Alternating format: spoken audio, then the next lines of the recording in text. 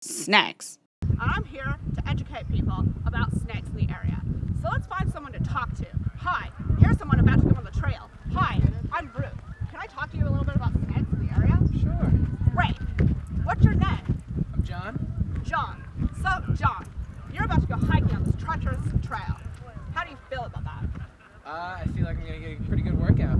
Great. But also, did you know that while you're getting your workout, there might be snakes lurking in the bushes? In the bushes? Yeah, there's snakes everywhere. And there's signs, but there's not enough signs. So, you just gotta watch out for snakes. They can be hiding in the bushes. Like, look at this bush, for example. Come here. Like, this is a regular bush, but there could be snakes.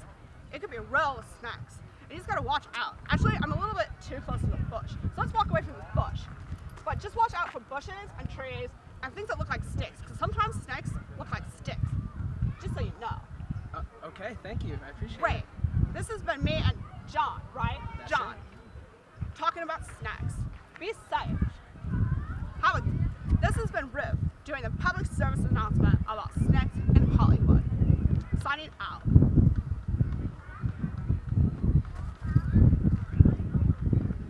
Marcus, did you get that?